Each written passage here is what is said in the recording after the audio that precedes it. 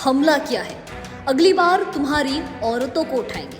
ये पोस्ट एक बांग्लादेशी अकाउंट से किया गया है, जिसे नागपुर हिंसा के साथ जोड़कर देखा जा रहा है। सुनसान सड़कें और वीरान गलियां, नागपुर का महल परिसर जहां हमेशा से ही चहल पहल देखने को मिलती है, वो अब पूरी तरह से शांत हो गया है। हालांकि पुलिस लगातार एक्शन मोड में है, लेकिन अब इस पूरे मामले का तार बांग्लादेश से जुड़ता नजर आ रहा है। देश का दिल कहलाए जाने वाले नागपुर में 17 मार्च को हुई हिंसा अभी भी सुलग रही है। रोज इस मामले को लेकर नए नए अपडेट्स सामने आ रहे हैं। शहर में सोमवार को भड़की हिंसा के पहले और बाद में सोशल मीडिया पर भड़काऊ पोस्ट करने वालों पर नागपुर पुलिस की साइबर सेल कार्रवाई कर रही है। कई ऐसे अकाउंट्स की पहचान की जा रही है और उनके खिलाफ कार्रवाई भी हो रही है।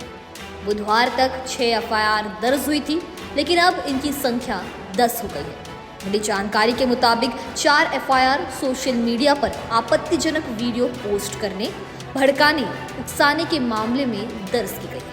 वहीं अब इस मामले में नागपुर पुलिस की साइबर सेल ने बांग्लादेश से संचालित एक फेसबुक अकाउंट की भी पहचान की है, जिसने नागपुर में बड़े पैमाने पर दंगे भड़काने की धमकी दी थी। यह खतरनाक पोस्ट एक बांग्लादेशी यूजर द्वारा किया गया था, जिसमें लिखा गया था कि सोमवार का दंगा तो सिर्फ एक छोटी घटना थी और भविष्य में और बड़े दंगे होंगे।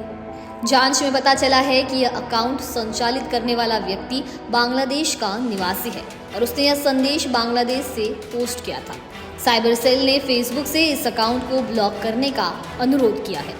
इस पेज पर एक पोस्ट में लिखा गया है, पजीज रो मत, ये हमारा समय है, अभी तो सिर्फ अटैक किया, अगली बार तुम्हारे घर से औरतों को उठाएंगे हम, रेडी रखना अपनी औरतों को। यह बयान बेहद भड़काऊ और आपत्तिजनक है, जिससे समाज में तनाव फैल सकता है। वहीं विभाग ने कहा है कि ऐसे भड़काऊ पोस्ट करने वालों के खिलाफ सख्त कानूनी कार्रवाई की जाएगी। विभाग ने कहा कि इन पोस्ट का मकसद किसी खास धर्म के लोगों की भावनाओं को ठेस पहुंचाना, सांप्रदायिक अशांति फैलाना और राज्य में कानून व्यवस्था की स्थिति को और खराब करना है। ऐसी पोस्ट लोगों की धार्मिक भावनाओं का गलत इस्तेमाल करके उन्हें भड़काती है, समुदायों के बीच झगड़े पैदा करती है और दूरियां बढ़ाती है। ये काम न केवल कानून का उल्लंघन करते हैं, बल्कि शांति और स्थिरता के लिए भी खतरा है।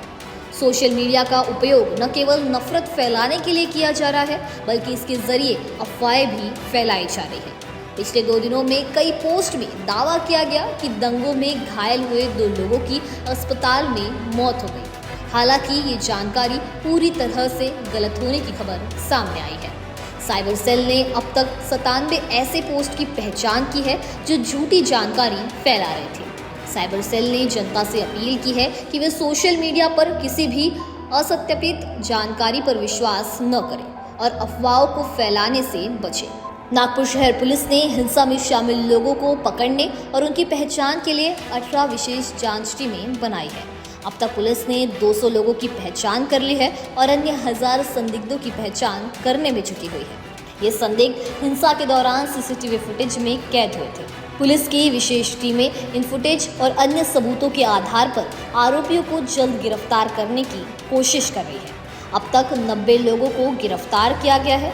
बता दें कि नागपुर हिंसा के बाद 2 दिनों से कर्फ्यू है।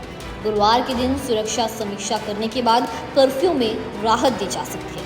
हालांकि ये पूरा विवाद जिस चादर को लेकर हुआ, उस पर क्या लिखा है उसे समझने के लिए मौलाना और एक्सपर्ट्स की मदद ली गई। इसी तरह की मिलती हुई चादर को एक्सपर्ट और धर्म प्रमुख को दिखाया गया। यह सामने आया है कि चादर पर कोई धार्मिक शब्द या कथन नहीं लिखा हुआ था। वहीं इस पूरे मामले को लेकर महाराष्ट्र के मुख्यमंत्री देवेंद्र फडणवीस ने कहा कि फिलहाल शहर में शांति कायम है। उन्होंने आगे कहा कि नागपुर में 1992 के बाद से कभी दंगे नहीं हुए और यह हालिया घटनाएं जानबूझकर भड़काई गई। जिन लोगों का इस हिंसा में हाथ है, उन्हें कब्र से भी खोदकर हम बाहर निकालेंगे। मुख्यमंत्री ने कहा, कुछ लोगों ने जानबूझकर अफवाह फैलाने की कोशिश की। कोई ऐसी चादर नहीं जलाई गई जिस पर आयत लिखी थी। जानबूझकर यह अफवाह फैलाई गई कि आयत जलाई गई है। यह पूरी तरह से अफवाह थी। वैसे तो इस पूरे मामले को लेकर हर ओर से अलग अलग प्रतिक्रियाएं आ रही है। जहां एक और पूरे मामले को लेकर राजनीति गर्मा गई है, वहीं दूसरी ओर महाल परिसर के साथ ही नागपुर वासी डरे सहमे और शांति मांग रहे हैं।